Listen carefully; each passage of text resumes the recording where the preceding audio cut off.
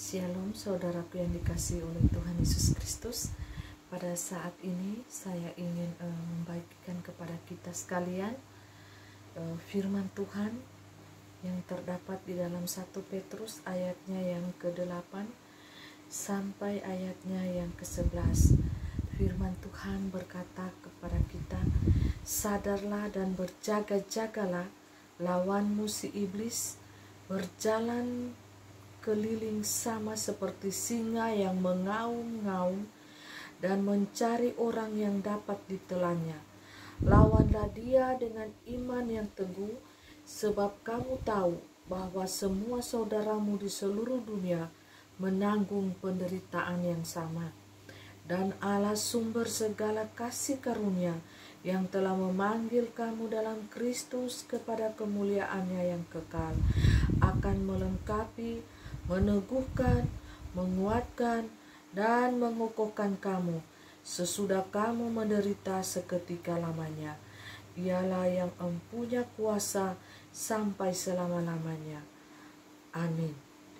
Terpujilah nama Tuhan. Pada saat ini sebagai anak-anak Tuhan, kita harus berjaga-jaga dan siap sedia.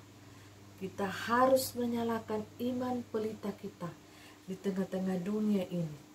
Kita harus memakai persenjataan yang lengkap manakala iblis datang menyerang kepada diri kita masing-masing, setiap pribadi kita, hati kita, jiwa kita dan roh kita, maka kita siap untuk menghadapi kuasa si jahat iblis tersebut.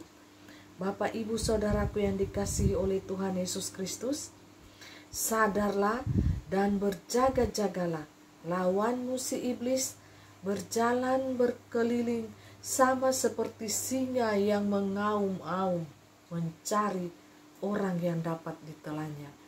Jadi setan ini senantiasa mengawasi, menjaga kita. Mana mangsa yang siap ditelannya, maka ia akan memangsa setiap anak-anak Tuhan. Jadi kita sebagai anak-anak Tuhan, kita harus mempersiapkan diri kita dengan firman Tuhan untuk memperlengkapi diri kita supaya kita kuat manakala serangan setan itu datang secara tiba-tiba. Kita kuat untuk menghadapinya. Jadi lawan kita adalah setan iblis, penguasa-penguasa di udara, roh-roh yang di udara. Sesama kita manusia, kita harus kasihi. Karena itu hukum kasih, hukum cinta daripada Allah, Yesus Kristus sendiri adalah hukum cinta kasih. Ya, kita harus mengasihi sesama kita. Sekalipun itu musuh kita, kita harus mengasihi mereka. Kita harus memberikan yang terbaik bagi orang lain, bagi sesama kita. Kita layani mereka dengan kasih. Ya, itulah hukum Kristus. Ya, kasihilah Tuhan Allahmu dengan segenap hatimu dan dengan segenap jiwa ragamu. Dan hukum yang kedua daripada itu adalah kasihilah sesamamu manusia seperti dirimu sendiri. Tidak ada orang manusia yang membenci dirinya. Ya, semua manusia mengasihi dirinya, merawat dirinya, mengasihi dirinya. Ya. Jadi sebagai manusia kita harus mengasihi sesama kita. Ya, dengan sungguh-sungguh juga. Ya, jangan pakai munak-munak. Ya, harus dengan ketulusan hati, keikhlasan. Kita kasihi mereka walaupun orang yang kita kasihi itu membenci kita, ya, menyakiti hati kita dengan kata-katanya, dengan tingkah lakunya, kita tetap mengasihi dia, mengasihi orang tersebut. Karena itu hukum Yesus Kristus. Ya, bukan cuma sesama kita yang baik kepada kita yang kita kasihi, tetapi mereka juga yang membenci kita, ya, yang senantiasa menyakiti hati kita, kita balas dengan cinta dan kasih sayang. Ya, karena itu hukum Yesus. Orang yang membenci kita, kita balas dengan kasih, dengan cinta. Karena apa? aura negatif jangan dilawan dengan aura negatif pula. Ya, apa bedanya kita dengan setan? Anak-anak Tuhan harus berbeda. Colornya itu harus berbeda. Ya, manakala anak-anak setan menebarkan kebencian, ujaran-ujaran yang menyakiti hati, kita harus membalas mereka dengan cinta dan kasih sayang. Tersenyum. Karena kita apa? Anak-anak pilihan Allah. Memiliki DNA ilahi. Kita anak-anak yang telah ditebus oleh dunia ini. Kita telah dimenangkan oleh Allah dan kita adalah warga kerajaan Allah. Untuk itu, kita harus memberikan cinta dan kasih sayang kepada setiap orang yang membenci kita. Aura negatif kita harus balas dengan aura yang positif, yaitu cinta dan kasih sayang. Itulah aura positif yang Allah berikan kepada setiap hati manusia, agar supaya kita manusia ini ya hidup di dalam belas kasihan Allah, hidup di dalam cinta dan kasih sayang. Ya, manakala kita hidup di dalam cinta dan kasih sayang, kita akan merasakan damai sejahtera, sukacita di dalam hati kita. Manakala hati kita membenci manusia lain, kita akan hidup dalam kegalauan, kegelisahan, kekhawatiran, dan hidup dalam kemarahan. Ya, tidak suka mengampuni kesalahan orang, dia juga tidak suka mengampuni kesalahan dirinya sendiri, tidak mampu dan tidak sanggup mengampuni, tidak bisa menerima akan dirinya sendiri. Itulah manusia yang memiliki ego tinggi, kesombongan tinggi, keangkuhan hati yang tinggi. Itu tidak akan bisa menerima firman Tuhan itu di hatinya. Dia akan menolak segala sesuatu. Karena apa? Hatinya masih terbungkus dengan keegoisan dan keangkuhan hidup. Marilah kita sebagai anak-anak Tuhan, kita menjagai hati kita, kita memelihara cinta dan kasih itu dalam hati kita. Kita senantiasa memegang perintah Tuhan, mengasihi sesama kita seperti diri kita sendiri. Musuh kita pun kita kasihi. Ya, jangan balas kejahatan dengan kejahatan, tetapi balaslah kejahatan dengan kebaikan. Karena apa? Allah telah menebus dosa-dosa kita terlebih dahulu. Untuk itu, kita harus siap mengampuni orang yang bersalah kepada diri kita. Sekalipun orang itu telah menyakiti hati kita berulang-ulang kali, kita harus tetap bisa memaafkan, mengampuni orang itu. Karena pengampunan yang Tuhan Yesus ajarkan kepada kita anak-anaknya adalah pengampunan yang tanpa batas. 70 kali 7 kali 7 kali 7 kali. Tidak ada batasannya Bapak Ibu. Walaupun sakit kita rasa, kita harus paksa. Tuhan mampukan saya Allah Roh Kudus untuk mengampuni orang ini yang senantiasa menyakiti hati saya. Baik itu dengan perbuatannya, dengan kata-katanya, kita harus bisa siap mengampuni orang yang telah menyakiti hati kita. Musuh terbesar sekalipun yang telah menyakiti hati kita, kita harus siap mengampuni mereka. Karena Bapa kita yang di surga telah terlebih dahulu mengampuni segala dosa-dosa kita. Baiklah Bapak Ibu Saudaraku yang dikasihi Tuhan. Dan di sini firman Tuhan berkata, dan Allah adalah sumber segala kasih karunia yang telah memanggil kamu dalam Kristus kepada kemuliaannya yang kekal. Akan melengkapi ini Bapak Ibu dengan perlengkapan senjata Allah di dalam firman-Nya. Meneguhkan anak-anak Tuhan dengan firman Tuhan, dengan kasih karunia Tuhan, dan dengan kuasa Tuhan yang akan menyertai langkah-langkah kita. Menguatkan hati kita yang lemah. Seringkali hati manusia ini lemah dan rapuh. Tuhan ada di sana menguatkan hati kita. Seringkali hati kita ini menangis.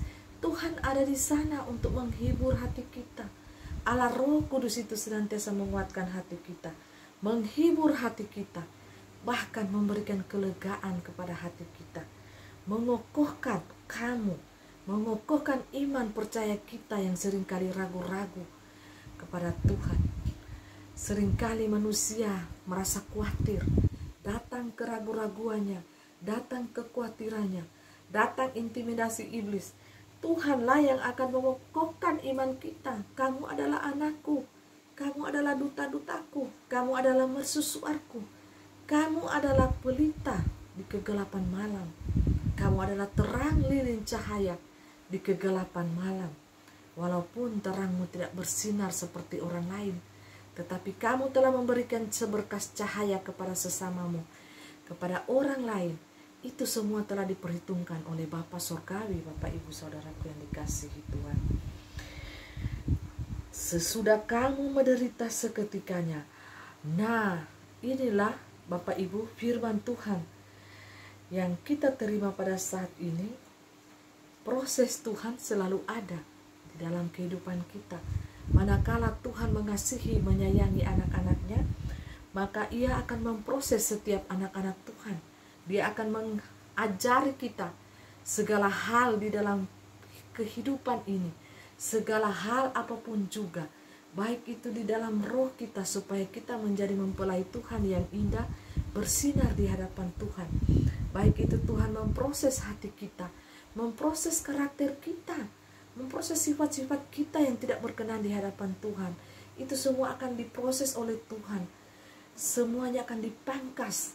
Sifat-sifat, karakter-karakter yang jahat, yang tidak memuliakan Tuhan, bahkan menyakiti hati Tuhan, Tuhan akan proses itu. Dan kita manusia akan merasa sakit apabila datang proses Tuhan itu kepada diri kita masing-masing. Itulah salib yang akan kita pikul. Proses daripada Tuhan tidak ada yang senang, Bapak Ibu.